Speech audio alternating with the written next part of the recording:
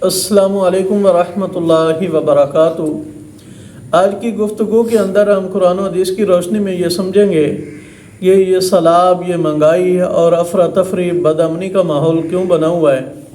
अल्लाह ताला सूरह शुरा आयत नंबर 30 के अंदर पारा नंबर 25 में इरशाद फरमाते हैं, वमा असाबकुम मिन मुसीबतिन फबिमा कसबत ऐदीकुम वयफु अन कसीर, कि जो भी तुम्हें कोई मुसीबत पहुंचती है वो तुम्हारे अपने हाथों की कमाई है और बहुत सारी गलतियां तो अल्लाह ताला माफ़ फरमा देते हैं। अगर अल्लाह ताला हर गलती पर पकड़ना चाहे तो ज़मीन पर कोई भी बंदा बाकी ना बचे। अल्लाह ताला सूरह फातिर के आखिर में इरशाद फरमाते हैं, पारा नंबर 23 है, वलौ युआखिदुल्लाहु अन्नास बिमा कासबू, अगर अल्लाह ताला पकड़ ले लोगों को उनके गुनाहों की वजह से, मा तरका अला ज़हरिहा मिन दाब्बा, तो फिर ज़मीन की पुश्त पर कोई भी रेंगने वाला ना रहे, कोई भी चलने वाला ना रहे। तो अल्लाह ताला तो बहुत सारी गलतियों से, बहुत सारे जराइम से दरगुजर फरमा देते हैं। और ये जो सैलाब, महंगाई, अफरा तफरी, लूट खसूट, ये माहौल बना हुआ है और एक दूसरे को गालम गलोच, और मुल्क में कोई हुकूमत नाम की चीज़ नज़र नहीं आती, हर एक अपनी कुर्सी के पीछे लगा हुआ है और गरीबों की किसी को फ़िक्र नहीं।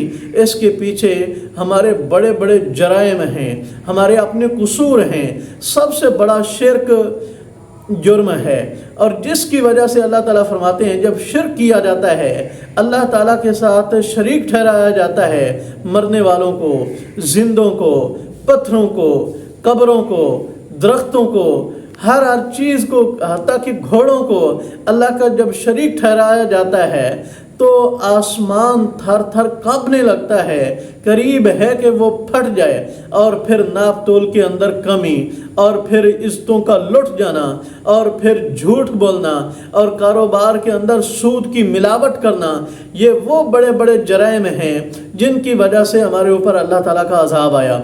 अल्लाह ताला सूरह अनाम के अंदर पारा नंबर 9 और आयत नंबर 133 अल्लाह ताला फिरौनियों का तज़किरा करते हैं। फरमाया, फ़अरसलना अलैहिम तूफ़ाना वल जरादा वल कुम्मला वज़्ज़ाफ़ादिया वद्दम आयातिन मुफ़स्सलात फस्तकबरू व कानू कौमम मुजरिमीन। अल्लाह ताला ने उनके ऊपर तूफ़ान भेजा, फिर बारिशें आईं, फिर सैलाब आया, और फिर उनके घर गिरे, फिर उनकी फसलें तबाह होने लगीं। फिर वो हज़रत मूसा अलैहिस्सलाम के पास आए, ए मूसा, अपने रब से दुआ मांगिए, हम मुआफ़ी चाहते हैं, हम ईमान लाएंगे। हज़रत मूसा अलैहिस्सलाम ने दुआ मांगी तो वो बारिशें रुक गईं, सैलाब थम गया, तो फसलें तैयार होने लगीं। तो फिर भी वो अपने शिर्क के अंदर और जराइम के अंदर मुलव्वस रहे। फिर अल्लाह ताला ने फसलों के ऊपर टड्डी दल भेज दियाँ, टड्डियाँ भेज दियाँ, जो फसलें खाने लगीं। जब वो फसलें खाने लगीं, फिर वो अल्लाह के सामने रोने लगे, हज़रत मूसा अलैहिस्सलाम के सामने दरख्वास्त करने लगे कि मूसा अलैहिस्सलाम, अल्लाह से दुआ मांगिए, हम ईमान लाएंगे, अच्छे अमाल करेंगे। तो अल्लाह ताला ने टड्डियाँ दूर कर दी।